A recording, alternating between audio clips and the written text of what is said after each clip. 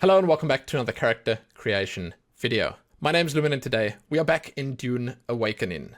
This time around, I would like to show off the background selection, the class selection, and all the other goodies that come along with that. These are important choices that will help shape your experience on Arrakis once you've jumped in. So I'd say they're pretty important. Maybe not as important to some people as the actual customization of your character. So we are going to very briefly run over what's available here in the character creation customization system before we jump into that. But it's still quite important because it will change your dialogue options. It will change the way you actually play the game right from the start, and so on and so forth. Before jumping into that, however, if you perhaps didn't know what Dune Awakening was, rise from survival to greatness and challenge the power of an Imperium in Dune Awakening, a multiplayer survival game on a massive scale. Survive the sandworm, craft your ornithopter, build a fortress, and ascend to power on an open-world Arrakis shared with hundreds of other players. And needless to say, create and customize some pretty cool characters. Yeah, that's obviously why we are here. If you'd like to do a deep dive to discover all there is to discover about Dune Awakening, you can find some links below, and there will be timestamps. Use them. Find what you're looking for, and leave satisfied. I'm going to jump in quickly and show you guys the presets available in the character creation system, and I'll just run through the options that you have here before jumping into the class and background stuff. Again, use the timestamps if you want to go there immediately. And I'll do that just because this, I feel, gives you a good enough look at what's available. They do a reasonably good job at showing off the variety in the system, and I kind of like that. I will say that even though there is decent variety, you are still funneled into looking a specific way. You can do some funny and interesting stuff with your characters by pushing the proportions to the max. But yeah, there is obviously a limit, right? Overall, however, I do feel like they nailed the style. And I do feel like for a Dune game and for a massively multiplayer Dune game, wherein you'd probably want to customize your character to its fullest, this is a phenomenal start. So I am a fan. In terms of the individual options, the specifics available here, I'm pretty happy with the variety, but it's one of those situations where I will say I really hope that they add more throughout the game's early access. I hope that by the time launch comes around, I cover it again and it's just looking chock full, you know? The body options, they're good. I've seen a lot of people complain that they don't like that you can't go a little further with some of the sliders. I mean, yeah, people always complain about the chest size, okay? It's what they do. They're going to do that.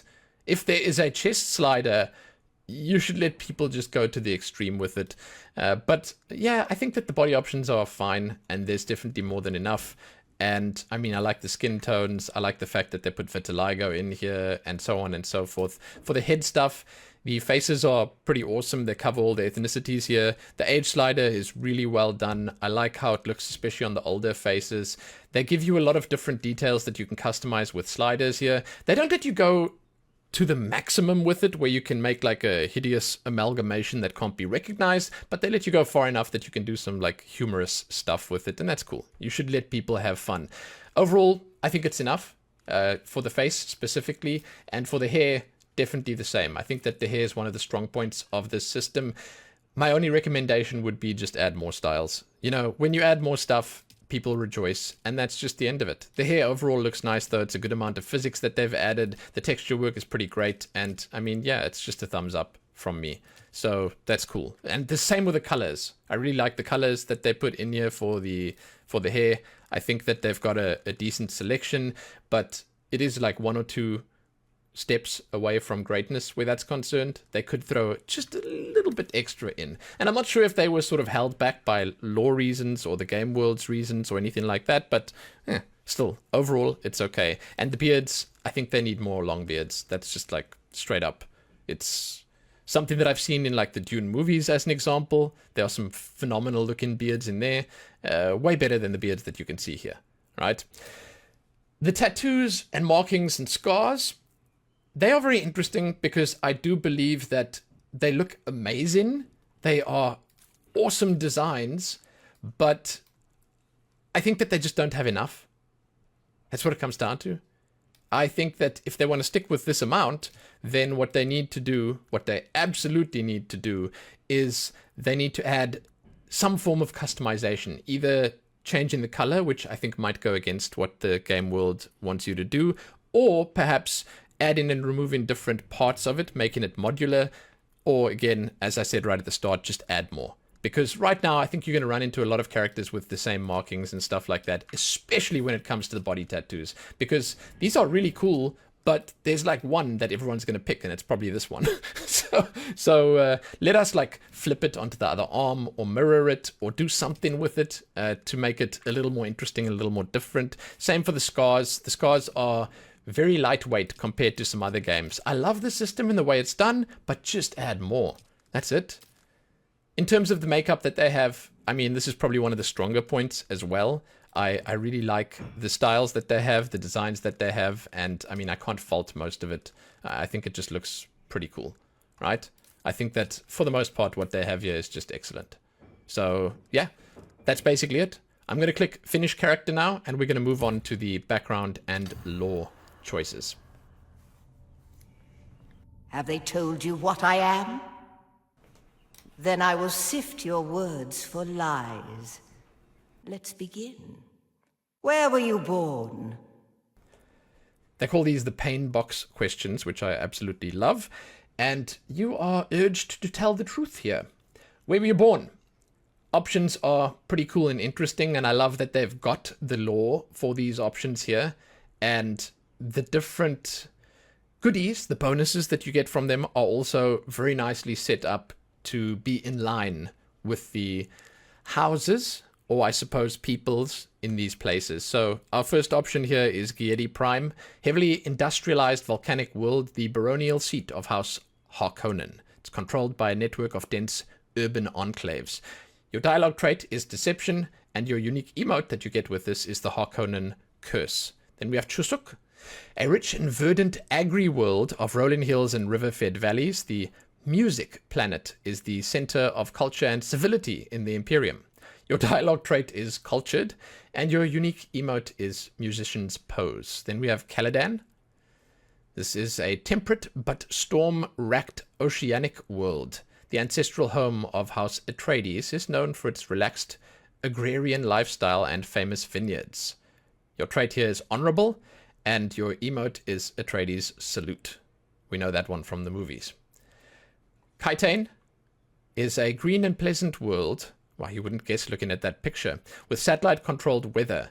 The fates of many are decided within the ornate halls of the Imperial planet. Your trait here is Political, and your emote is Elegant Bow.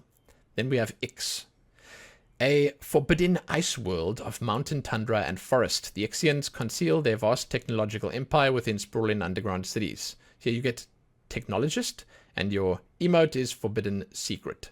So for me, I'm thinking we're going to be taking the X. Then we're going to move on to the next. Now, your choice here does not affect what comes after. So you can pick whatever here. It won't cut you out of any other choices to come. Don't worry about that. The machine world. They skirt dangerously close to breaking the prescriptions of the Butlerian Jihad. The order of the Imperium is rooted in the Farfreluches. A place for every man, and every man in his place. Where is your place? So this is your caste choice. You have the Bondsman, the Na Familia, and the Peon. Or Pion. I'm not entirely sure how to say that. Here, the educated caste that serves the great houses and administers imperial bureaucracy. Bondsmen are known casually as the citizen class. You get a dialogue trait there called Bondsman. This one is a caste reserved for essential members of a noble household or retinue. Na Familia are afforded certain privileges and protections by their status. Your dialogue trait there is Nobility. Peon, the vast peasant labor force that drives the imperial engine. Peons are bound to the fief in which they live and are considered the property of their lord. Let's take this one. You've risen above your station.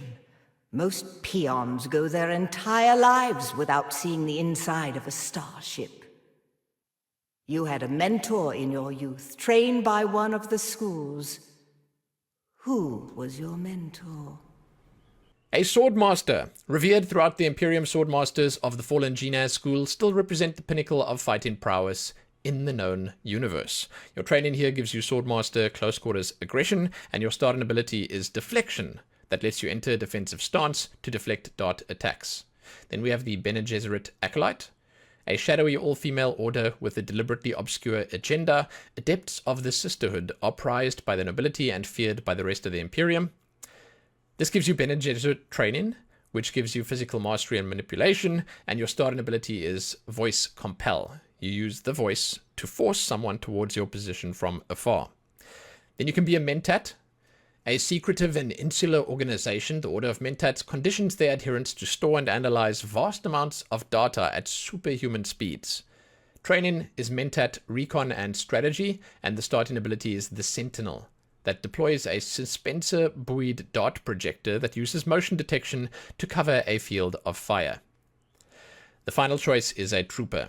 Every great house of the Landsraad fields its own standing army or house guard, and the backbone of these formations are career soldiers known as troopers. Their training is Trooper, Offense, and Demolition, and their starting ability is Shiga Wire Cable. You shoot a barb that attaches to a surface, launching you towards that position, which sounds kind of fun.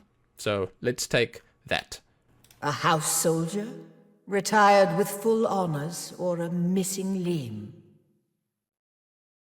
The test is almost complete. Have you spoken truth? And that is that. That brings us to the end. Once you click here, then there's a little cutscene that I will put after this that plays, and you jump in. You start playing the game when the game is actually out. Thank you guys for watching. I hope that you learned all you wanted to learn, and I hope that if you've jumped in here to make some characters, you've had a good time. If you haven't yet, I will put a link below for the character creator and benchmark tool. You can go and check it out for yourselves. But hey, yeah, I've pretty much weighed in on it, and I said that I think it's a fantastic starting point, and everything in here looks pretty good so far. I'm a big fan of Dune, so I mean, that alone sells me on it. But yeah, I'd love to hear from you guys. So you can give this video a like and share it and do all that other good stuff. Subscribe if you haven't already. You can find my links below. My coffee page, my Twitch channel, and all the rest. And hey, happy making those characters, dudes. Happy that. Kneel. Put your hand in the box.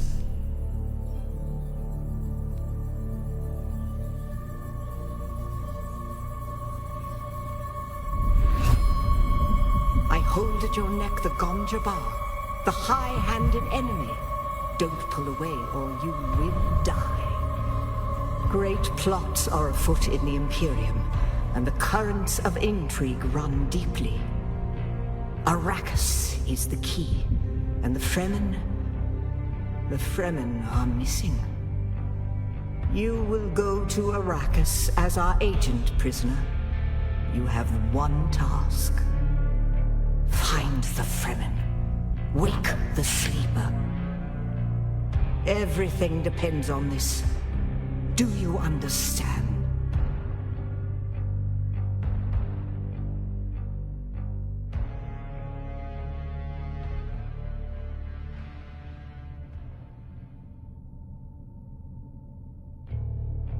Good. You speak truth. But here is the rest of it. There is only one rule. Keep your hand in the box and live. Withdraw it and die. An animal would gnaw off its own hand to escape the pain. And we can only be served by humans. Find the Fremen. Wake the sleeper. You will know when it is done.